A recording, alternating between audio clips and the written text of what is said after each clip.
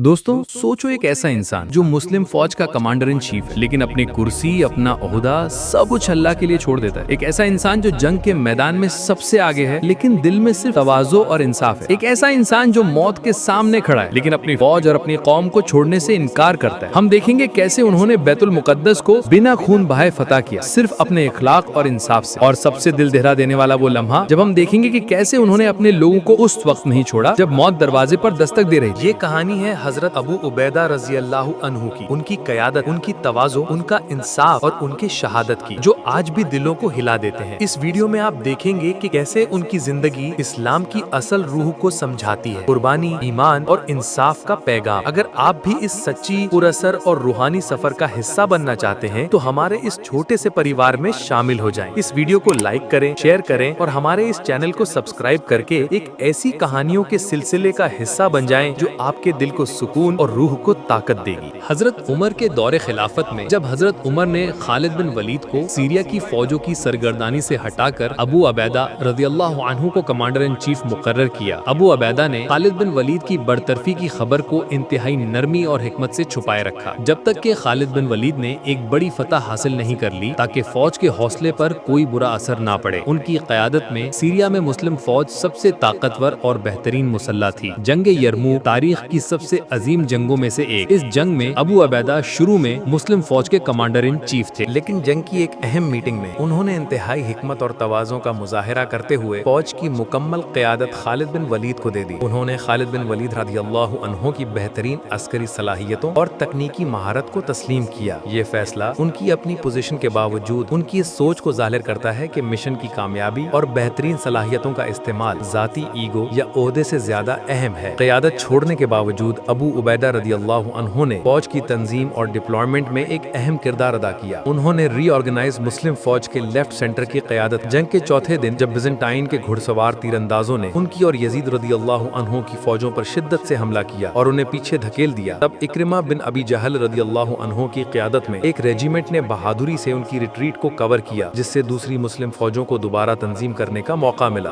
बैतुल मुकद्दस यानी जेरूसलम के मुहासरे के दौरान अबू उबैदा रज़ियल्लाहु अन्हु की क़यादत में मुस्लिम फौज का रवैया इस्लामी जंग के सबसे बुलंद इखलाकी मयारों को जाहिर करता है। शहर के बाशिंदे मुस्लिम फौजों के ज़ब्त, इंसाफ और इंसानियत से इंतहाई मुतासिर हुए। इसी मिसाली रवैये की वजह से बैतुल मुकद्दस ने अमन से सरेंडर किया, न कि जुल्म के खौफ से। उनकी जंग की अप्रोच ने न सिर्फ मुस्लिम अस्करी फतह में हिस्सा लिया, बल्कि फतह के दौरान इखलाकी रवैये को भी फरोग दिया, जिससे इंसाफ और फेयरनेस की शोहरत कायम हुई, जो इब्तिदाई इस्लामी रियासत की मुस्तकिल बुनियाद के लिए इंतहाई जरूरी थी। अबू उबैदा रज़ियल्लाहु अन्हु अपनी तवाज़ो और दुनिया से बेपरवाही के लिए भी मशहूर थे। जब खलीफा हजरत उमर सीरिया तशरीफ लाए और अपने भाई यानी अबू उबैदा के बारे में पूछा, तो उन्हें अबू उबैदा रज़ियल्लाहु अन्हु एक ऐसे घर में मिले जहां कोई फर्नीचर नहीं था, सिर्फ एक तलवार, एक ढाल और एक सफर का थैला था। अबू उबैदा रज़ियल्लाहु अन्हु ने मुस्कुराते हुए फरमाया कि उनके लिए सोने के लिए एक कमरा ही काफी है। ये उनकी गहरी तवाज़ो और दुनिया की चीजों से बेपरवाही का सबूत था, जबकि वो एक अजीम ओहदे पर फाइज थे। जब उन्हें खबर मिली कि सीरिया के लोग उनके नए ओहदे से मुतासिर हैं, तो उन्होंने उन्हें जमा किया और इंतहाई तवाज़ो से ऐलान किया कि ऐ लोगों, मैं कुरैश कबीले का एक मुसलमान हूँ। मैं तुम में से किसी के भी साए की तरह चलूंगा, चाहे उसकी जिल का रंग पिच भी हो, अगर वो मुझसे ज्यादा मुत्तकी और नेक है। ये उनकी मेरिटोक्रेसी और तकवा को नसब या ओहदे पर तरजीह देने की मिसाल थी। अबू उबैदा रज़ियल्लाहु अन्हु की ये तवाज़ो और जाहिदाना जिंदगी, जो उन्होंने इतनी बड़ी अस्करी और इंतजामी ताकत के बावजूद कायम रखी, सिर्फ जाती फजीलत नहीं थी, बल्कि इस्लामी क़यादत का एक जबरदस्त और मुस्तकिल नमूना थी। हिजरी के 70वीं साल में सीरिया में एक तबाहकुन वबाई मर्ज फैल गया, जिसे तारीख में प्लेग ऑफ अम्वास के नाम से जाना जाता है। ये वबाई मर्ज इतना शिद्दत से फैला कि इसने 20,000 से 25,000 मुसलमान सिपाहियों और उनके अहले खाना की जान ले ली। इसका असर वहाँ की मकामी ईसाई आबादी पर भी पड़ा। खलीफा हजरत उमर अपने अजीम कमांडर की फिक्र में एक कासिद भेजा और अबू उबैदा रज़ियल्लाहु अन्हु को फौरन मदीना वापस आने की ताकीद की, इस उम्मीद में कि उन्हें इस वबाई मर्ज से बचाया जा सके। लेकिन अबू उबैदा रज़ियल्लाहु अन्हु अपने लोगों को छोड़ने से साफ इनकार कर दिया। उन्होंने जवाब में लिखा कि वो अपनी फौज के साथ रहेंगे जब तक अल्लाह चाहेगा। जब हजरत उमर ने अबू उबैदा रज़ियल्लाहु अन्हु का ये जवाब पढ़ा, तो वो गम में डूब गए और रो पड़े, ये समझते हुए कि उनके प्यारे सहाबी की मौत करीब है। अबू उबैदा रज़ियल्लाहु अन्हु का ये फैसला कि वो अपनी वबाई मर्ज से मुतासिर फौज के साथ रहेंगे, मौत के साफ खतरे और खलीफा उमर की जाती इल्तिजा के बावजूद शहादत का एक शऊरी अमल था। ये उनकी ईमान की मजबूती और एक क़यादत के तौर पर उनकी जिम्मेदारी का अजीम सबूत था। वबाई मर्ज का शिकार होने से पहले अबू उबैदा रज़ियल्लाहु अन्हु ने अपनी फौज को आखिरी बार जमा किया और उन्हें इंतहाई गहरे और अहम नसीहतें की। उन्होंने उन्हें नमाज कायम करने, रमजान के रोजे रखने, सदका देने, हज और उम्रा करने, मुत्तहिद रहने, एक दूसरे का सहारा बनने, अपने कमांडर्स के साथ सच्चे रहने की ताकीद की। फिर उन्होंने हजरत मुआज इब्ने जबल को नमाज की इमामत करने के लिए मुकर्रर किया और फिर हिजरी के 18वें साल में 58 साल की उम्र में इस अजीम सहाबी की रूह परवाज कर गई। प्लेग ऑफ अम्बास ने अबू उबैदा के बाद भी दीगर कई अजीम सहाबा की जान ली, जिनमें मुआज इब्ने जबल और उनका पूरा खानदान, यजीद इब्ने अबी सुफियान और शुराबील रजी अल्लाह अन्हु शामिल थे। अबू उबैदा रजी अल्लाह अन्हु की वफात और इस वबाई मर्ज के वाक़यात ने इस्लामी फ़िक़्ह और सोच पर गहरे असरात डाले और सदियों तक वबाई अमराज के मुतालिक इस्लामी नज़रियात को तश्कील दिया।